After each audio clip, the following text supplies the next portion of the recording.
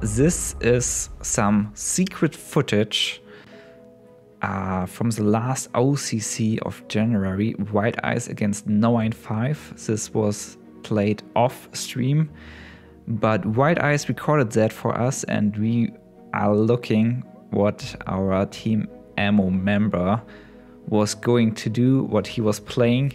Hello, Jking.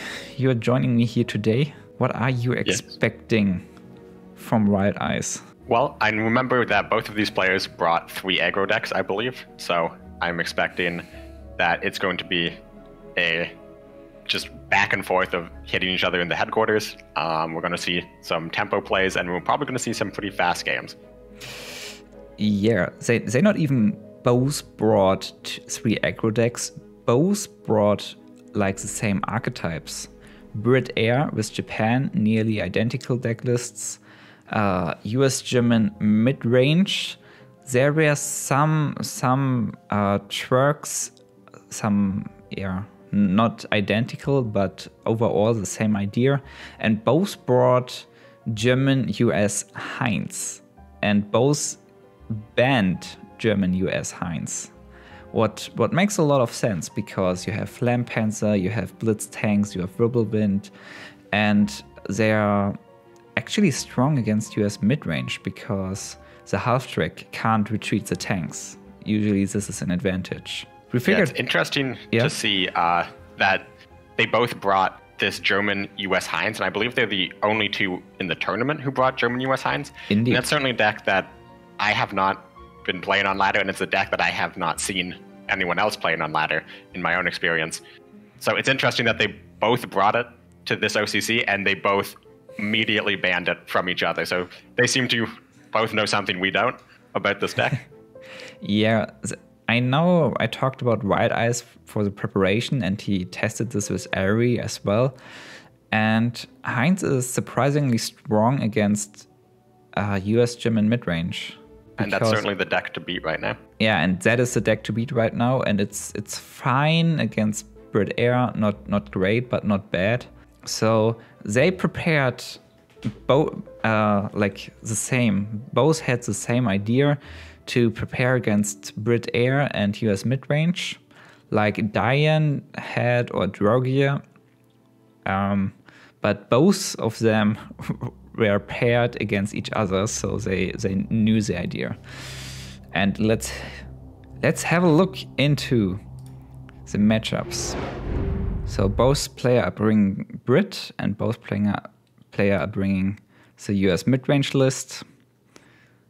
By the way, it looks like for game 1 we are going to have a US mid-range mirror. And unfortunately, we only have Wildeyes' perspective, since this is his recording and the game wasn't streamed. Indeed. But he is going first, which is quite the advantage in the US mid-range mirror match. Writers and I, we talked a lot about the decklist of Noein5, because there were some strange things like no first Marines, island topic. I really like Wildeyes' decision in the mulligan here, keeping everything. With the 32nd Infantry Regiment, he has like turn 1 option and like turn 2 and turn 3 if he decides to play more and move them. He has also the Wirbelwind, great for turn 2 and turn 3. And he has the Flampanzer for turn 3 and the First Marines for turn 3 or turn 4. That was like a perfect curve. I agree fully. And I would say the 32nd and the Flampanzer are definitely the top-notch units you want in this matchup going first. And another advantage of keeping the Warble and the First Marines as just additional units in case you're forced to play slightly off what a traditional curve would look like, which is just getting all of these 30-seconds out and Flampanzering any threat. Is the advantage of this is you don't risk drawing another 30-second with those 2 cards you mulligan back. You're just saying, I'm playing 32nd on turn 1, which is going to leave me 2 in the deck. So you're drastically lowering the chances of drawing a second one. Yeah, indeed. So Wildeyes here has the opportunity to play Wirbelwind into the front, play Flampanzer, kill that 32nd, or play Red Devil into the front and move up the 32nd into the front or play an additional 32nd infantry regiment. Just 1st Marines is not good because you really want to hold the front line. And this is the game plan if you ever play an US mid-range mirror matchup. You want to get into the front line and hold the front line. So I guess this is what we are seeing here, just a battle for the front line, and when units are in the front line, there's no need to move them or to attack them. Noein5 has a nice top deck or a nice drop here, the Panzer 35T, but the ability of the Red Devils eating another credit when getting target or attacked stops Noein5 from killing that 1-3 infantry and getting into the front line. Maybe he even has Panzerbefehlswagen in his hand, we don't know. But so he spent 3 credits attacking once with the Panzer 35T.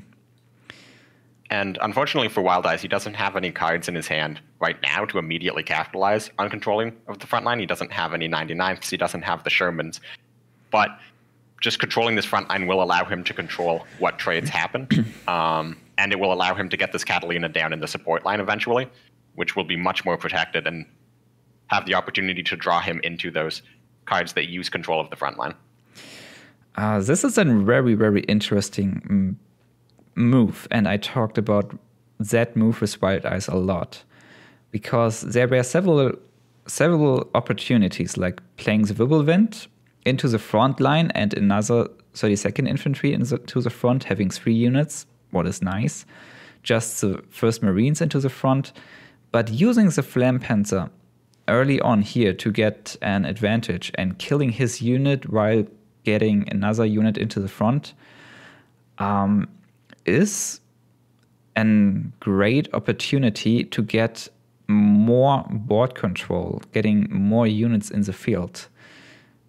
Yeah, and with this We Can Do It in hand, at this point, he's just trying to get as many units onto the board as possible while removing his opponent's units as efficiently as possible to try to just finish out this game with the We Can Do It, because at the moment he doesn't have the Shermans, so he doesn't have the cards you're traditionally looking for to close out these games, so he does need to build a big board if he's going to win with this We Can Do It.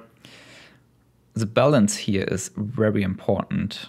You always want to have like more units on the field, because both players are having We Can Do It, and the more units this buff is hitting, the better, obviously.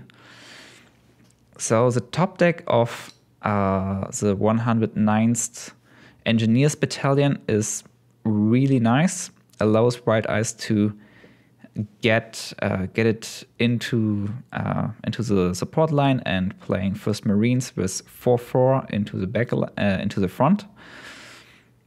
So this 1st Marines is basically killing everything Noein5 could use, like even a War Sherman drop or Catalina.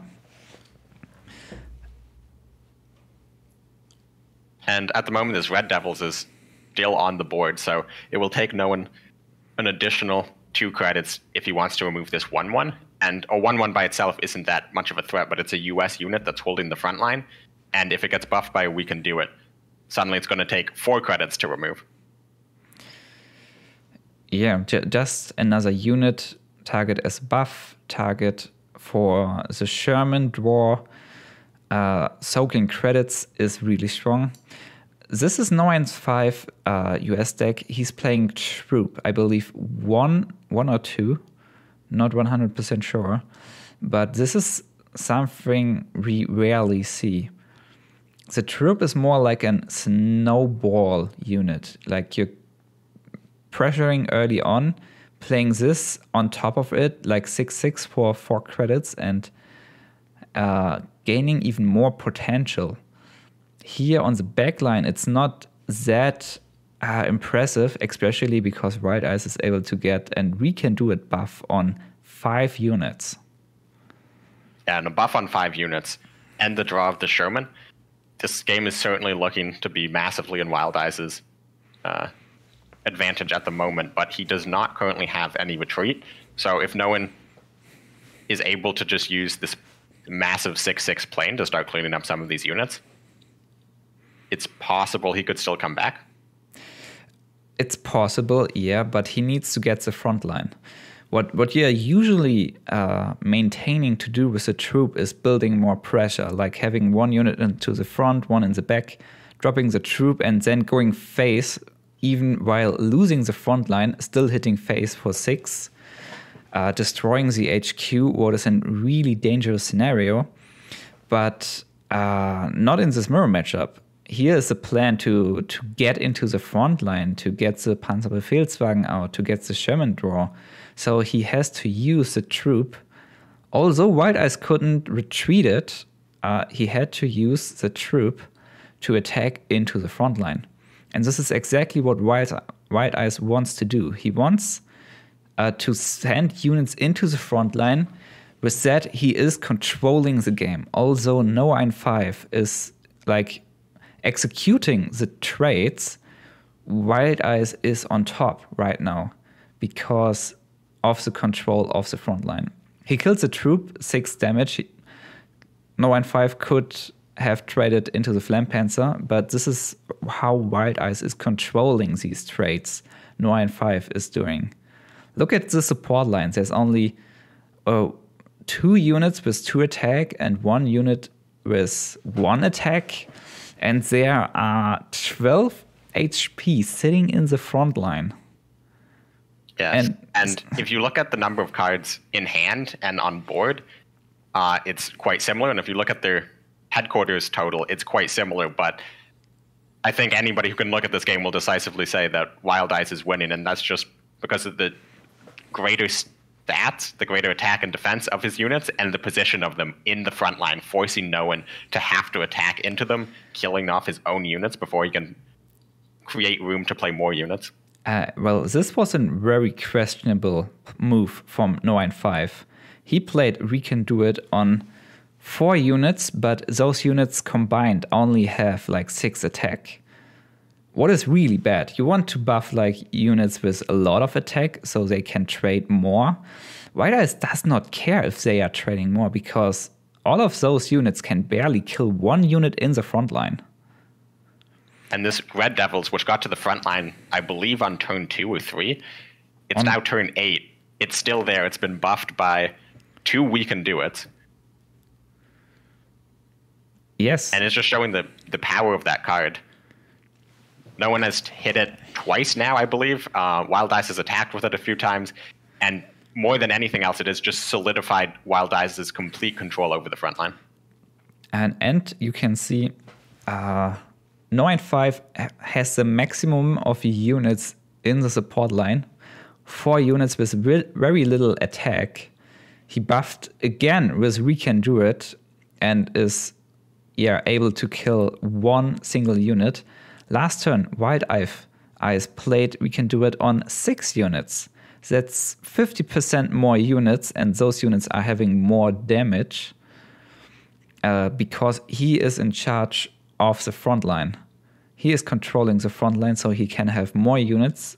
His We Can Do It can hit more units, giving him more value from the same card. And because Noein5 played this on like 4 units with 1.5 average damage, the difference is even bigger. And it lets Wildeyes get the extra attack buff on this combat engineers. So both players have a combat engineers on the board, but right now Noein's combat engineers, all it is a 1/5. Exactly. 1/5 infantry with no other effect. Because he can't get the bonus effect from the combat engineers without control of the front line. The combat engineers, the Sherman, We Can Do It because of the amount of units. All of those, they're playing the same cards, but because of the control of the front line, Wildeyes is getting so much more value. And that turn, he decided to start hitting the HQ. What is a very smart move? Because Noein5 can't do a lot with his current units. And he even have to spend units to trade them so they will die to allow him to play a bigger unit to do something. And he spent his whole turn, even the California regiment, to only kill one Flampanzer. Yeah, that top deck looks scary. And this is another effect of being kept into the support line by the other deck is cards like Strategic Bombing, cards like Stars and Stripes. Well, these will get more additional value by forcing your opponent to play all of their units into the support line. This is maybe giving you additional value, but Wildeyes doesn't even have to use it. There's a 1/9 Red Devil blocking one very important slot of Noein5. Wildeyes is not even trading the combat engineer, what a lot of people would do in this scenario. He doesn't have to kill that unit. He forces Noein5 to raise, to spend more credits to do something, and is attacking into the HQ. No, he thinks about Sudden Strike too, but he's not using it. And this is actually, I think, a bit of a mistake by Wildeyes. One, I think he just didn't realize that he could still attack with the 2/3 Red Devils on the far right of the front line. But two, by filling up his support line, he enables Stars and Stripes to deal additional damage. And more importantly, it enables Half Track or other retreat cards, but Half Track is likely the only one no one is running that can trigger at the moment, to retreat some of these infantries directly to hand since the support line is full. So if he has a second Half Track, this 5/4 infantry in the front line could turn into a 2/1 in hand. Yeah, but it doesn't matter. The dominance... Just the overwhelming amount of statistics, not statistics, the overwhelming number of stats in the front line. This was just too much. A little mistake filling up the support line and not attacking with the 2/3 Red Devils. But at the end, it didn't matter. I know Wildeyes realized that very soon after, 2 seconds after he dropped it. Yeah, and holding the front line the entire game, it gives you room to make mistakes like that. Whereas Noein, maybe you could consider a few of his plays mistakes, like filling up the entire support line with low attack units and buffing them with We Can Do It, making it difficult to create room to play additional units. You can't really afford to make questionable plays or risky plays when you're the one stuck with just 4 slots for units. Yeah. So now into the next game, Wildeyes is bringing Brit Air and Noein5 US midrange again. Usually US midrange is good against air, and this is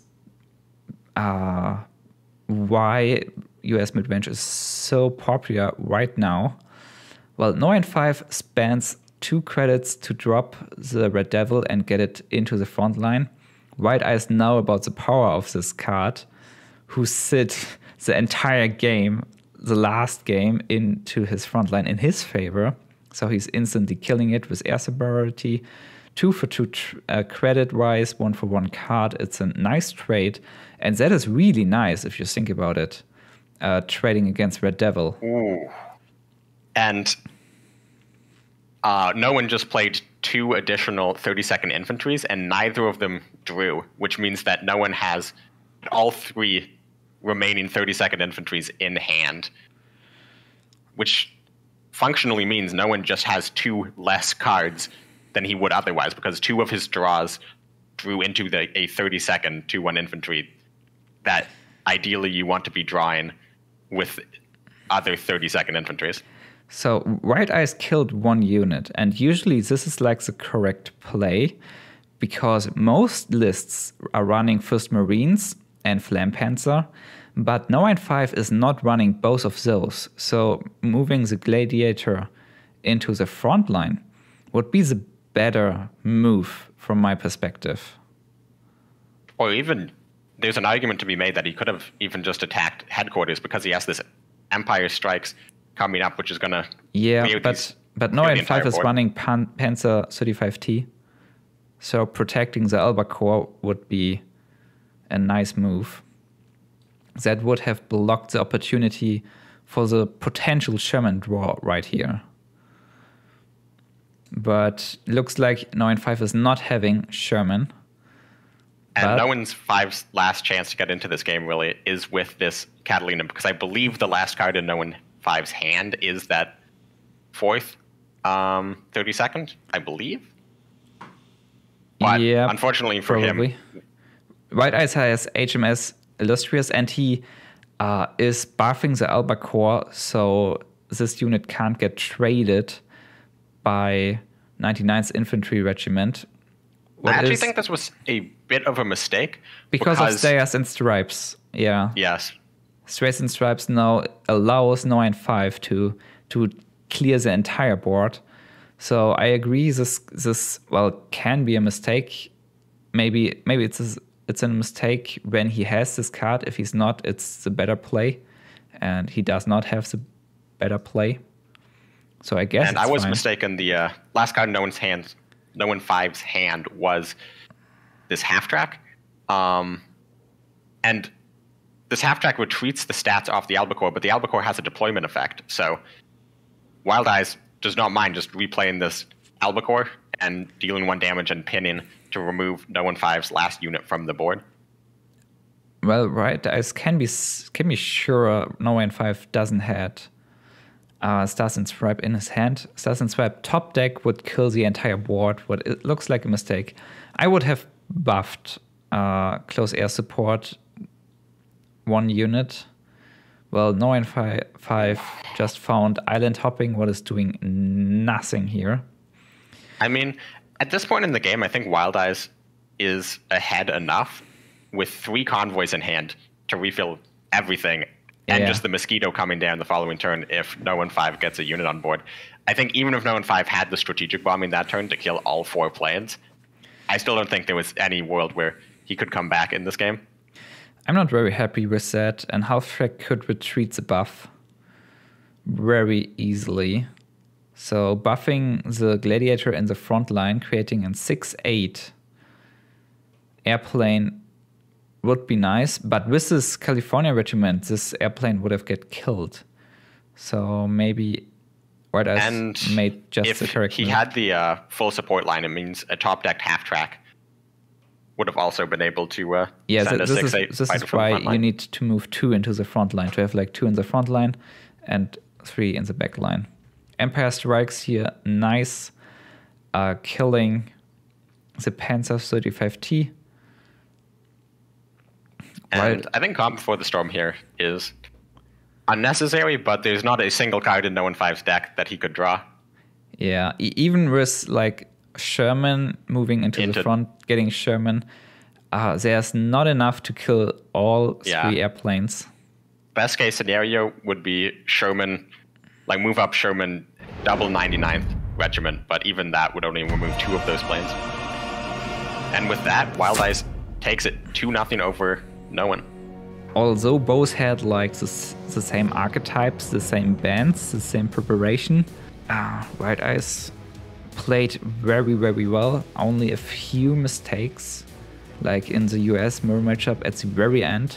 And unfortunately for Noein, he found those 3 30-seconds in hand and then island hopping top deck with no units on board. But those are the risks you take when you run cards like those. They are cards that come, the 30 seconds have inherent risk that you can draw multiple and lose out on other possible draws. And with island hopping, it's a win more card in that if you're ahead, it can get you even further ahead. But if you're behind and can't attack the headquarters, it doesn't matter. It's a dead card. So thank you very much, J King, for joining me today and having a look at Wildeyes OCC match, like the secret, the unshown match.